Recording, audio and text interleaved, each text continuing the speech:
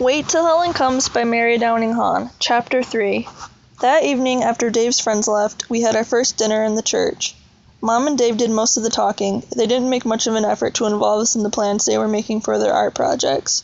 While they chatted about craft fairs and galleries, Heather picked out her food as if she expected to find crushed glass or rat poison hidden in it, and Michael described the huge centipede he'd caught in his bedroom, ignoring my pleas for him to talk about something less disgusting. How can a person enjoy eating spaghetti when her brother is babbling about a hideous million-legged creature over 4 inches long? As we were finishing our dessert, Mom suggested going for a walk before it got dark. Naturally, Michael suggested a tour of the graveyard, and everyone but me agreed. As I got ready to leave, I considered staying home and washing the dishes, but then I decided it might be worse to be all alone in the house. Reluctantly, I followed them out the back door and down the brick path to the graveyard. The sun was hovering on the mountaintops, and a tall oak tree at the end of the graveyard sent a long shadow over the grass toward us. As we entered the gate, a flock of crows rose from the oak and flew away, cawing loudly as if we were trespassers. When I took Mom's hand, Heather smiled mockingly at me from her perch on Dave's shoulders. "Molly's scared of the graveyard," she whispered in his ear, "but I'm not." To prove how brave she was, she slipped down and ran ahead of us. Scrambling up on a tombstone, she spread her arms. "Look at me, Daddy," she called. "I'm an angel." "Hey, get down from there." Dave grabbed her. "These are too old for you to climb on, honey. They could topple right over." "I was just playing." Heather tugged at his beard, trying to braid it around her fingers. "At least I'm not a scaredy cat." While Dave was occupied with Heather, Mom turned to me and put her arm around my shoulders. "See how peaceful it is, Molly? There's nothing frightening about an old graveyard." She hugged me close. I didn't say anything, nor did I try to pull away. Instead, I snuggled closer, feeling safe as long as I could feel her warm body next to mine. "What's the matter, Molly?" Dave smiled at me over Heather's dark head. "Frightened to see a ghost?" Embarrassed, I forced myself to laugh. "Of course not. I'm just cold, that's all." And it was true. The sun had slipped down behind the mountains, taking the warmth of the day with it. A little breeze brought the chill of night with it as it tossed the heads of the Queen Anne's lace blooming all around us. "Look," Michael called to us from the other side of the graveyard. "A whole family named Barry is buried here." He waved his arm at a cluster of tombstones guarded by a Solomon marble angel. "This must be the Barry Patch." Everybody laughed at his joke but me. It didn't seem right to call out the names of dead people, especially if you were laughing. Uneasily, I followed Mom toward the angel, but I wanted very badly to go back to the church. "Listen to this," Michael said. "Ada Barry, beloved wife of Edward Barry, April 3rd, 1811 to November 28th to 1899. Not dead, only resting from life's weary toil. From life's weary toil. And here's her daughter. See, Susanna Barry, June 10th, 1832 to December 30th, 1835. A little lamb in the hands of the Lord. And over here." "Oh, stop, Michael, stop." Mom pulled him away from the tombstone of another Barry child. "That's too sad. Don't read any more." "I thought this was such a peaceful place," I murmured. "Well, it is." Mom's voice wavered, though, and she looked past me at the sky where the first stars were beginning to glow. "But don't you want to know how they died?" Michael asked. "Little kids like these probably died from smallpox or diphtheria or even measles.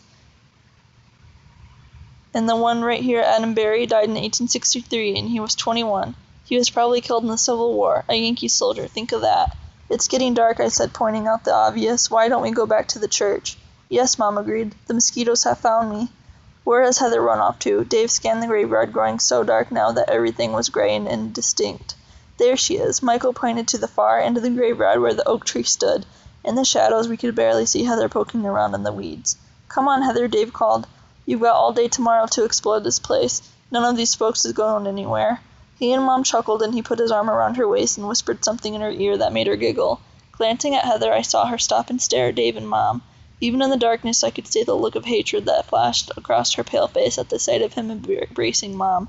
Then, realizing that I was looking at her, she made her face blank and walked slowly toward us, trailing her fingers across the tombstones and humming softly. By the time we reached the church, the trees were dark masses against the sky, flickering with fireflies, and above us the sky was studded with stars and a crescent moon barely clearing the oak tree. "Look at that." Mom paused on the back steps, her head tilted back. "I'd forgotten how many more stars you can see when you get away from the city." "There's the Milky Way and the Big Dipper," Michael said, "and the Little Dipper, too. And the North Star." Dave pointed at something that only he could see. "If you're interested, Michael, I've got some astronomy books we can look at." While Mom and I washed the dinner dishes, Dave got out a book and sat down at the kitchen table to explain one of the star charts to Michael. Finding herself with nothing to do, Heather climbed into Dave's lap and did all she could to make it impossible for him to talk to Michael. "I'm sleepy, Daddy," she whispered. "I want you to put me to bed." "Is your room all ready?" Dave asked. "Yes, but I don't want to sleep there." She peeked at me, then tugged at Dave's beard. "Why not, honey?" he asked gently, freeing his beard. "Because of her." Heather looked at me again and snuggled closer to Dave. "I don't want to sleep with her." Mom and Dave looked at each other and sighed as if they'd been expecting something of the sort. "Molly's your sister now, Heather," Dave said patiently. "Sisters always share." Heather stuck out her lip and managed to squeeze a few tears out of her big sad eyes. "She's mean to me."